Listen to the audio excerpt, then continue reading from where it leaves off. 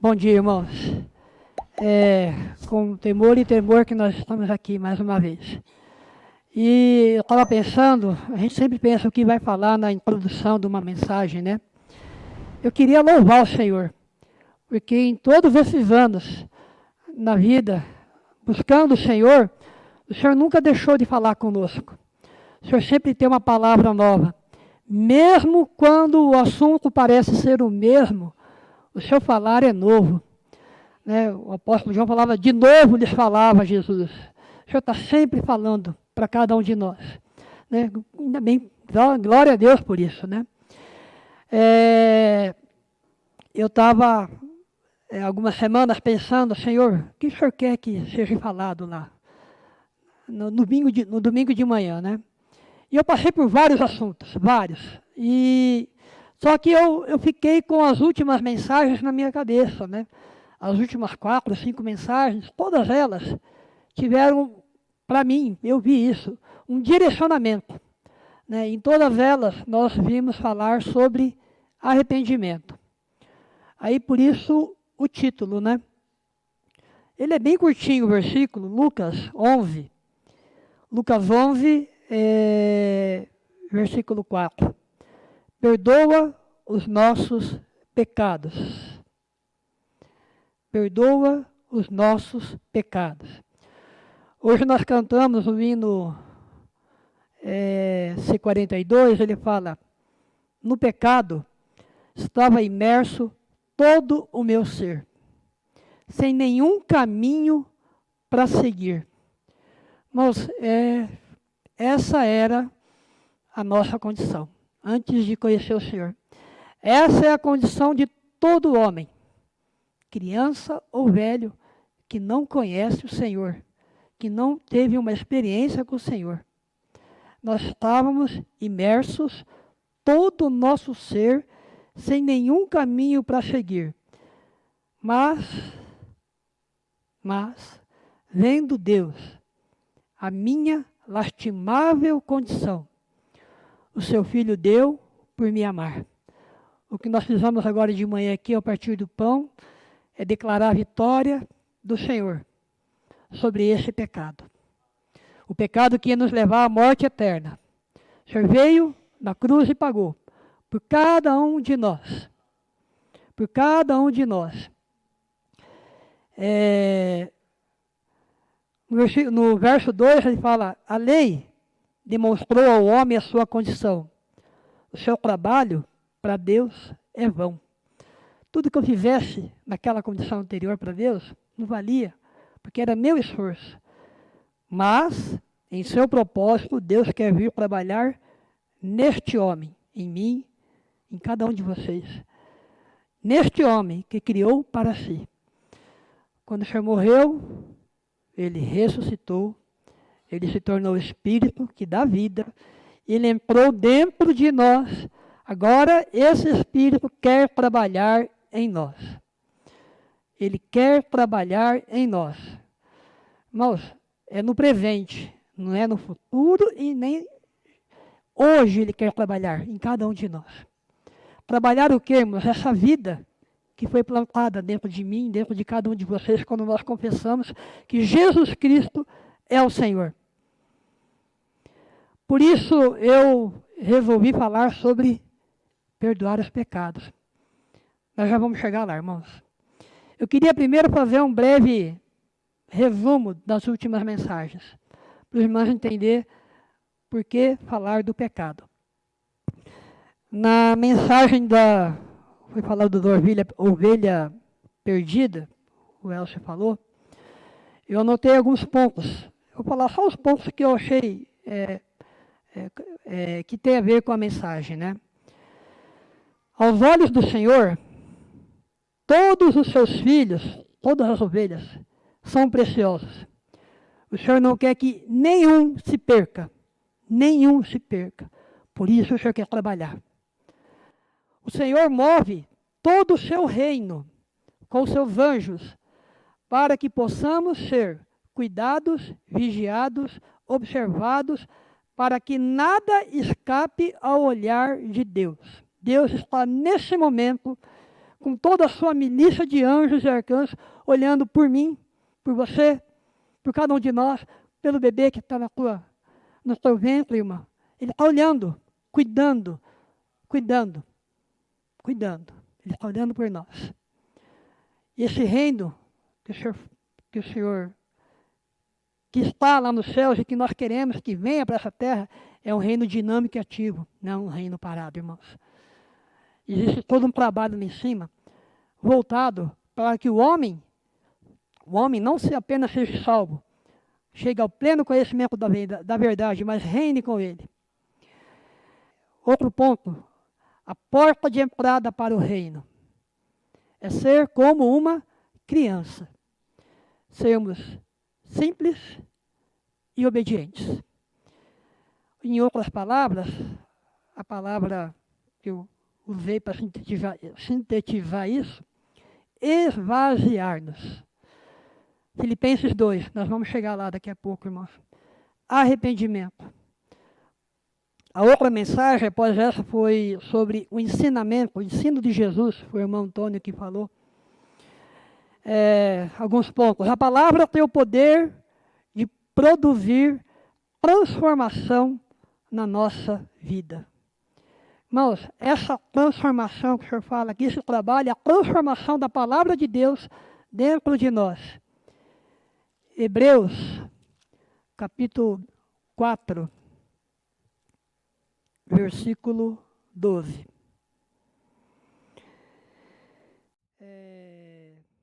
Porque a palavra de Deus é viva e eficaz, e mais cortante do que qualquer espada de 2 gumes, e penetra até o ponto de dividir alma e espírito, juntas e medulas, e é apta para discernir os pensamentos e os propósitos do coração. A palavra, ela é luz para nós. Quando nós vamos para a palavra do Senhor, o Senhor vem ali e separa espírito, alma, corpo, e Ele vai curando e iluminando cada parte do seu ser, mostrando quem nós somos e para quem nós temos que olhar, irmãos. Outro ponto, meditar na palavra.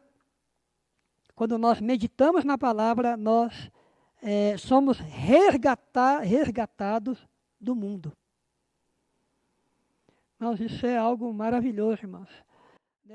Não preciso estar mais imerso no pecado, nas coisas. Mas quando eu vou para a palavra, irmãos, ela nos resgata do mundo. Nós somos iluminados. E quando nós somos iluminados, qual é a nossa atitude? Olhamos a nossa situação e nos arrependemos.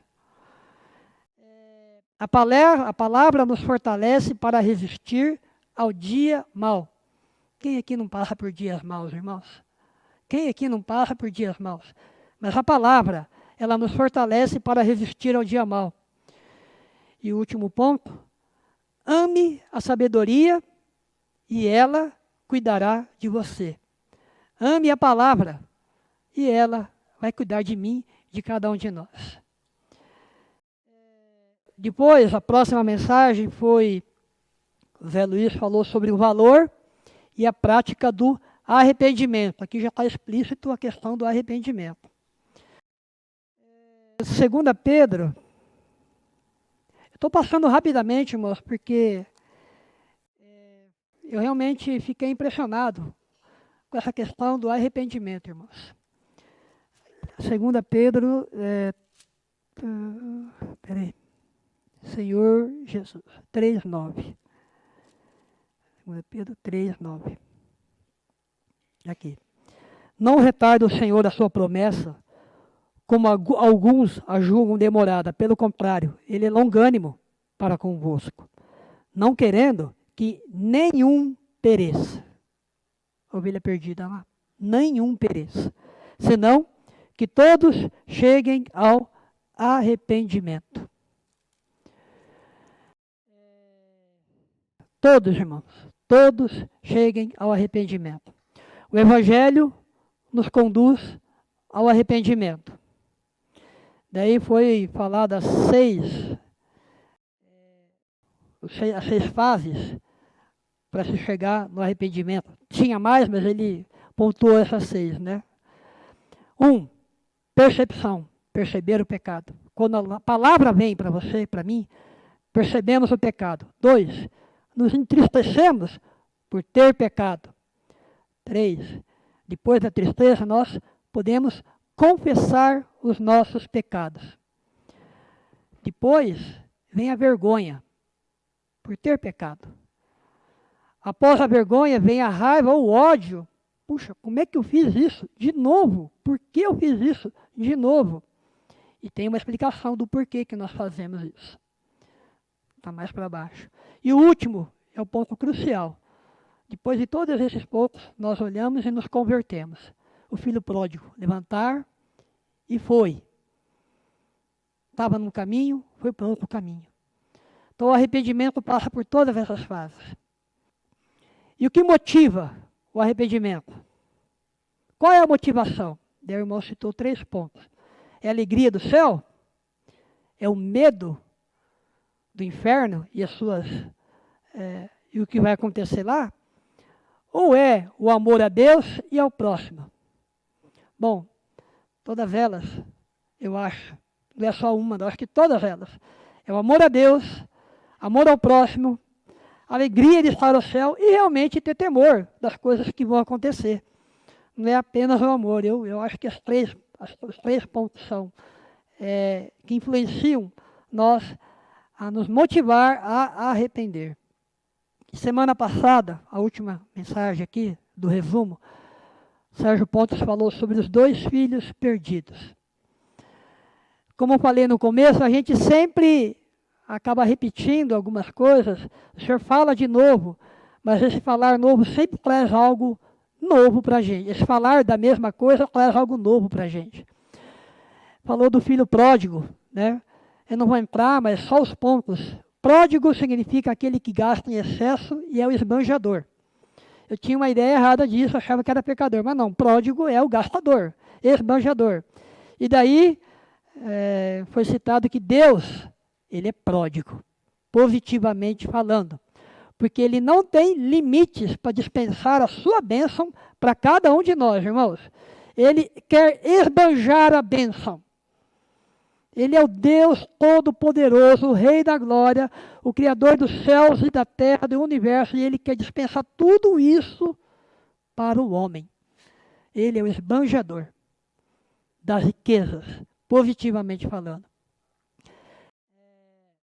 O pai olha para o filho, para a pessoa do filho, e não para a sua condição.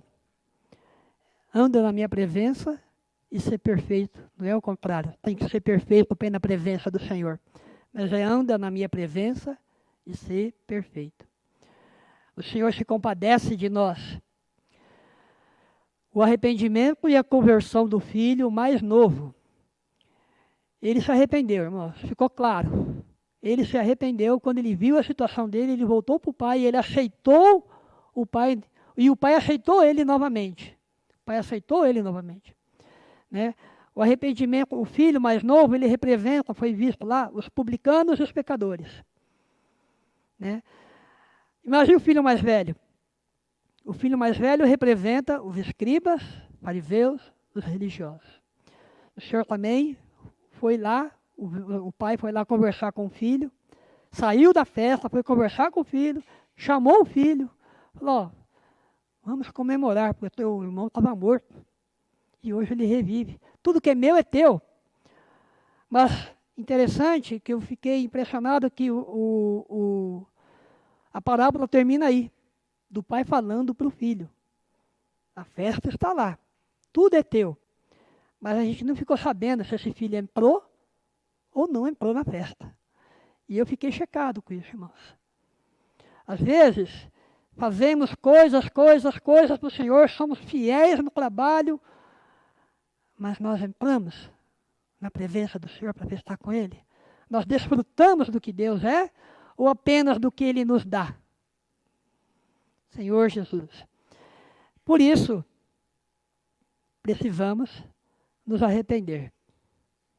Mas por que precisamos nos arrepender? Porque nós pecamos. Lucas 11:4 fala que nós pecamos. Mesmo após regenerados, salvos, nós pecamos. Eu lembrei daquela história de Esther, do livro de Esther, e o povo de Israel. Esther era uma judia órfã, que casou com o rei da Pérsia, o rei Assuero. E nesse tempo, uma parte do povo ainda estava ali sob o domínio de Babilônia. E nesse governo do rei Assuero, tinha um homem que estava logo abaixo dele, que era o mais importante do reino, e depois do Senhor, que chamava Amã. E o desejo dele era acabar com os judeus, exterminar os judeus. Então ele moveu, eu estou contando resumidamente a história, mas ele moveu-se para cá, para lá, e conseguiu que o rei assinasse um decreto para que todo judeu fosse exterminado. O que aconteceu? Esther, que estava ali, junto com Mordecai, que era um judeu também, oraram ao Senhor, viram aquela situação, entenderam por que a Esther estava ali naquele momento. Uma judia ali, sendo esposa do rei. Ela, através dela, o Senhor ia trazer salvação ao povo. Então ela foi lá, na presença do rei, falou para o rei: eu também sou judia. E esse povo que o Senhor quer exterminar pelo seu decreto é o meu povo. E aí ela acabou pedindo a ele: olha, por favor, derruba esse decreto. O rei falou: eu não posso fazer isso, mas uma coisa eu posso. Eu posso fazer um outro decreto, para que o povo se defenda. Quando alguém vir tentar contra o povo se defenda. E foi o que aconteceu. E aí o povo pôde se defender daquela outra medida que tinha sido colocada. Eu queria ler com os irmãos Judas, no versículo 3. Por que eu estou falando isso, irmãos? Fala assim: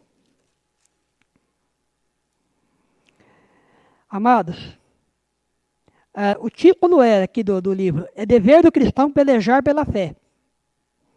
Amados, quando empregava toda a diligência em escrever-vos acerca da nossa comum salvação, foi que me senti obrigado a corresponder-me convosco, exortando-vos a batalhardes diligentemente pela fé, uma vez por todas foi entregue aos santos. Ele está exortando para que nós batalhemos diligentemente pela fé. Eu fui salvo. Por que eu tenho que batalhar? Ainda. Por que eu tenho que batalhar, irmãos? Porque em mim existe o pecado. E a minha batalha é contra esse pecado que atua em mim. Paulo, em Romanos 6, 7, deixa isso muito bem claro. Que o Senhor veio, nós éramos pecadores, o Senhor veio, o Senhor nos resgatou, o Senhor nos deu o Espírito que dá vida, e Ele está em nós. Mas ali Paulo fala, eu vou ler para os irmãos, Romanos 7, para entender essa questão da batalha. 22 a 25, ele fala assim: porque no tocante ao homem interior, eu tenho prazer na lei de Deus, mas vejo nos meus membros outra lei que, guerreando contra a lei da minha mente, me faz prisioneiro da lei do pecado que está nos meus membros. E aí, ele lança um clamor: desventurado homem que sou, quem me livrará do corpo desta morte? Graças a Deus por Jesus Cristo nosso Senhor, de maneira que eu, de mim mesmo, com a mente, sou escravo da lei de Deus, mas segundo a carne, sou escravo da lei do pecado. Quem me livrará deste fardo mortal e nocivo? Quem me livrará do meu eu pecaminoso? O versículo 25 fala que tem uma vida dupla dentro de nós. Ele fala que na minha mente sou escravo da lei de Deus. Na minha mente eu sou escravo da lei de Deus. Quando me volto ao Senhor, meus pensamentos, minha vontade, voltam-se para o Senhor, né? Eu sou escravo, pertenço a Deus. Mas, segundo a carne, quando eu permaneço na carne, obrigado, irmão, ainda sou escravo da lei do pecado e da morte. A nova natureza, que foi colocada dentro de nós, ela serve a Deus. A velha natureza, ela serve o pecado. Por quê? Porque ela está no nosso corpo. E isso vai ser até a volta do Senhor. Até a volta do Senhor nós vamos ter essas duas lutas sendo travadas, batalhadas dentro de nós.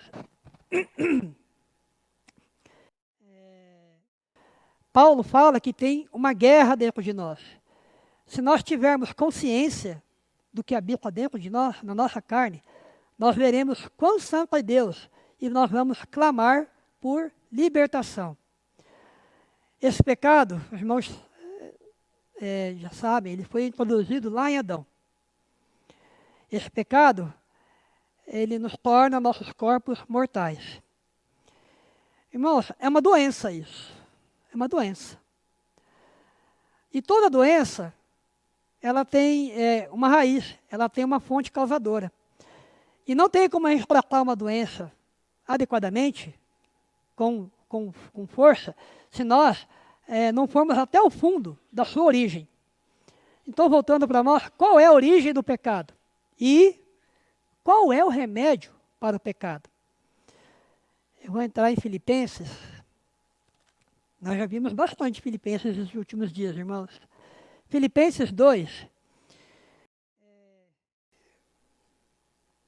de 1 a 12, mas eu vou começar no verso 3, porque a pergunta é, qual é a origem do pecado?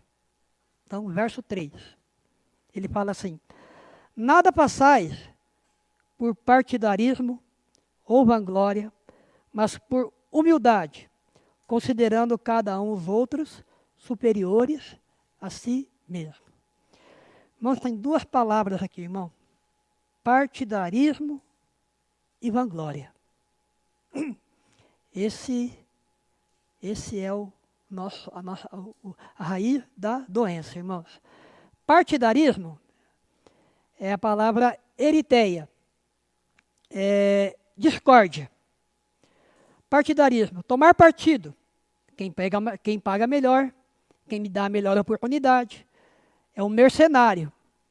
É interessante, é o que faz propaganda política. Põe a sua necessidade à frente da verdade. Se a verdade vai contra a minha necessidade, então eu não vou tomar seu partido. Sou contra. Aí a gente pode pegar Jesus e os fariseus. O Senhor é a verdade. O Senhor veio, ele era a própria verdade. Mas os fariseus vinham e, você não guarda o sábado. Você curou no sábado. Você não lava as mãos para comer. Eles não estavam olhando para a verdade. Eles estavam olhando para a letra. Quem cumpria, quem não cumpria. Eu cumpri a lei. O publicano e o pecador orando. Eu sou justo, dou dízimo, o publicano orando. Jejuo 3 vezes. E o publicano, Senhor, tem piedade de mim. Sê compassivo comigo. Perdoa os meus pecados. Entendeu a diferença, irmãos?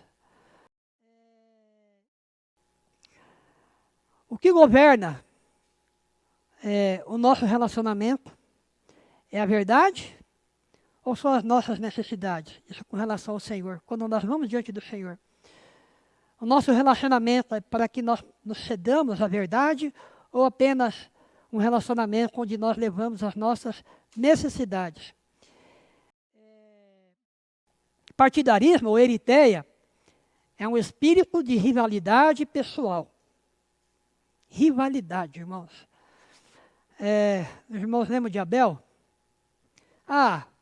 Você escolheu Caim e Abel?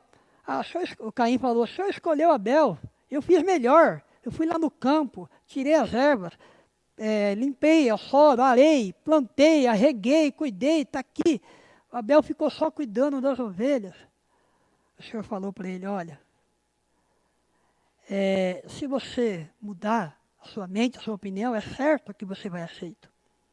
Porque não era daquela maneira que era para fazer. Mas ele quis fazer da maneira que ele achava certo. E o fim os irmãos sabem. Caim foi lá e matou o irmão. Senhor Jesus. Erideia só vê o seu lado pessoal. Sua autoestima carnal. Como é que eu sou visto pelas pessoas? Pelos outros? O eu e o eu. Eu quero ser igual a Deus. Quem falou isso, irmãos? Satanás. Só isso. Quero ser igual a Deus. Não quero mais nada. E aí, irmãos, esse sentimento foi plantado na nossa carne. Você viu como é uma doença séria, irmãos? Isso está na minha carne. Por isso Paulo fala, o querer fazer o bem eu não consigo. Mas o mal, que eu não quero, esse eu faço. Porque está na minha carne. Não dá para lutar com a minha vontade. Não dá para lutar assim. Eu preciso de uma lei. Uma outra lei. A lei do Espírito e da vida em Cristo Jesus. Mas não é uma vez só. Não é só para ser salvo do pecado original. Mas todos os dias eu preciso dessa lei. Agindo em mim, na minha mente. Para que eu possa reconhecer o pecado, confessar o pecado e me arrepender diante do Senhor. Erideia é o ego. Naturalmente, irmãos, não tem como tirar o ego. Não adianta ter um bom comportamento, a mais alta educação, a mais alta instrução. Olha os fariseus. Olha aquele povo religioso daquela época. Todo conhecimento, cumpria todas as regras, não continua lá. Não estou dizendo que a gente não tem que ter um bom comportamento, tá, irmãos? E nem ter educação. Nós precisamos ser educados, cumprir diante do homem a lei do homem. Dar a César o que é de César, dar a Deus o que é de Deus. Então temos que ter bom comportamento, cumprir as nossas obrigações, ser um bom pai, ser um bom trabalhador, ser fiel. Tudo isso faz parte. Mas não é isso que vai eliminar o pecado de agir no meu corpo. O pecado roubou isso de nós. O que ele roubou, irmãos? Eu vou chegar lá. O ego, esse ego, ele roubou de nós uma coisa muito importante. A palavra vanglória, que é a outra palavra que está aqui, o Zé já deixou isso bem explicado na outra mensagem que ele falou. Vanglória é a quenodoxia. Queno, fome, doxia, glória. Ou seja, fome de glória. Quando o homem pecou, o homem se afastou. Foi tirado da glória de Deus. O homem ficou sem glória. O ser humano ficou vazio de glória. O homem foi destituído da glória de Deus, porque o pecado roubou isso de nós. O homem natural não tem como extirpar esse pecado de dentro de si. E aí o homem, desde lá, vem procurando glória. Irmãos, lembram lá da Torre de Babel? Chegou um ponto do pecado que o homem se exaltou a si mesmo. Ele queria glória, ele estava vazio, irmãos. É a vanglória. Vanglória. Fome de glória. Agora a resposta da outra pergunta. O que pode matar essa doença? O partidarismo, a vanglória e a fome de glória em nós. Agora eu vou ler Filipenses 2, a partir do 5. Tende em vós o mesmo sentimento que houve também em Cristo Jesus. Mesmo sentimento, mente. Pois ele, subsistindo em forma de Deus, não se julgou como usurpação o ser igual a Deus. Antes, a si mesmo se esvaziou, assumindo a forma de servo, tornando-se em semelhança de homens, reconhecido em figura humana, a si mesmo se humilhou. Senhor Jesus, tornando-se obediente até a morte e morte de cruz, pelo que também Deus o exaltou sobremaneira e lhe deu o nome que está acima de todo nome. Então, qual foi o remédio que o Senhor está mostrando? Qual é o remédio que o Senhor está mostrando para nós? Esvaziar-se. Esvaziar-se.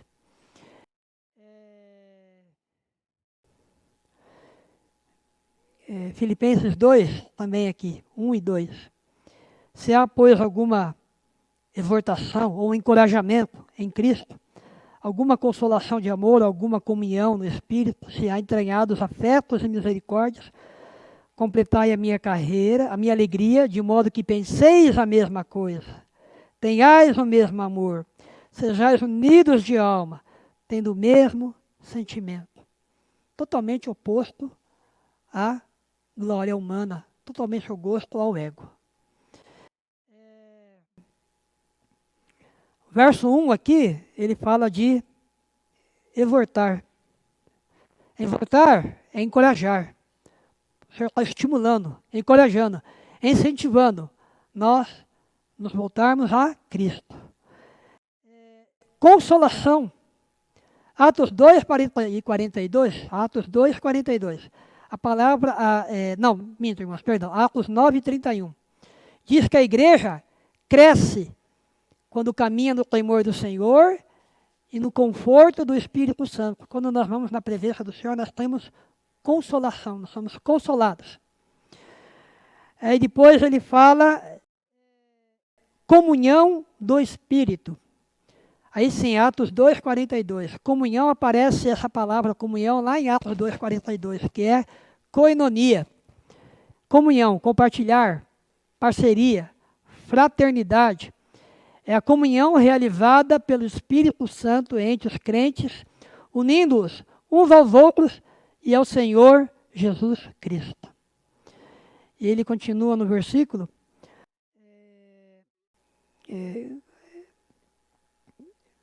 Com entranhados afetos e misericórdias. Profunda misericórdia. Colossenses 3,12 diz que nós temos que ter ternos afetos e misericórdia. No verso 2 ele continua, completai a minha alegria de modo que penseis a mesma coisa. Pensar a mesma coisa, irmãos, mente. Romanos 12, 16 diz para termos o mesmo sentimento um para com os outros, em lugar de sermos orgulhosos e condescendentes. Em lugar de sermos orgulhosos, temos que ser condescendentes com aquele que é humilde. Não se achando sábio aos próprios olhos. Isso está lá em Romanos 12. Romanos 12, 16. Amém. Aqui fala no verso 2, sermos unidos de alma. Unidos de alma é pensar concordantemente no Senhor. No verso 4, não tenha cada um de vós visto o que é propriamente seu, senão também cada qual que é dos outros. Ter o que é propriamente seu. 1 Coríntios 13, 5. Fala do dom supremo, que é o amor. Que o amor não se preocupa com seus próprios interesses, como se insistindo nos seus direitos e exigindo a primazia. O amor nos faz pensar no próximo. E Romanos 15,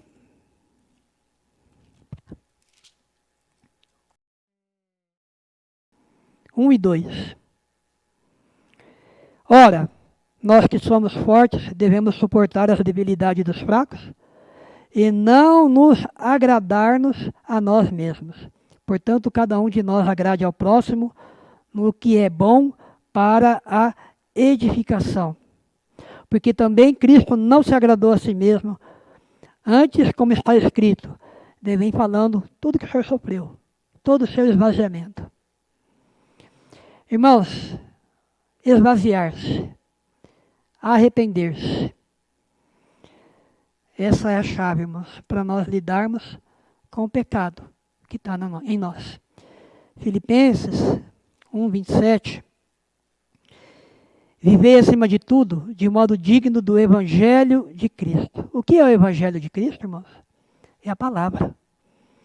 Viver de modo digno do Evangelho de Cristo, para que eu indo ver-vos ou estando ausente, ouçam no contente a vós outros que estáis firmes em um só espírito, com uma só alma, lutando juntos pela fé evangélica. Lembra lá de Judas?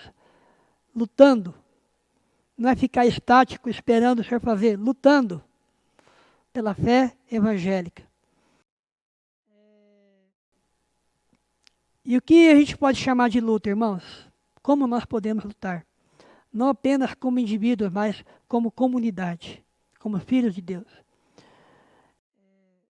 Tudo isso para falar, irmãos, que a nossa luta é feita por meio da oração. Oração é uma maneira de nós lutarmos contra o inimigo, contra as forças celestiais que atentam contra cada um de nós. Semana passada foi falado de nós levantarmos esse clamor como igreja. Todos nós já estamos fazendo as nossas orações, aquele grupo do WhatsApp e Céu Oração, funcionando, todo mundo colocando suas orações, intercedendo uns pelos outros. Mas a igreja precisa ter luta. E não se faz guerra, luta com uma pessoa, mas com pessoas, soldados. Nós somos soldados, irmãos, numa batalha espiritual. E a nossa arma é a oração. Senhor Jesus, todo cristão tem a necessidade urgente de orar diariamente pelo perdão dos seus pecados. Perdoa-nos dia a dia. Nós não podemos deixar, eu não posso deixar de ir diante do Senhor e pedir perdão pelos meus pecados. Eu não posso. Isso são todos os dias, nessa batalha até a volta do Senhor. Para concluir, irmãos, eu queria ler o Salmo 130. Eu dei toda essa volta, irmãos, para falar que nós somos pecados e nós precisamos lutar contra isso, irmãos. Chega de apanhar do pecado. Salmo 130, irmãos. Das profundezas clamo ao Senhor. Esse é o clamor de Davi. Das profundezas clamo a ti, Senhor. Escuta, Senhor, a minha voz. Estejam alertos os teus ouvidos às minhas súplicas, às minhas orações, no plural. Se observares, Senhor, iniquidades em mim, se observares, Senhor, iniquidades, quem, Senhor, subsistirá? Contigo, porém, está o perdão, para que te temam. Aguarda o Senhor a minha alma, o aguarda, eu espero na sua palavra. A minha alma anseia pelo Senhor, mais do que os guardas pelo romper do amanhã. Mais do que os guardas pelo romper da manhã. Espere, Israel, no Senhor. Eu vou mudar aqui.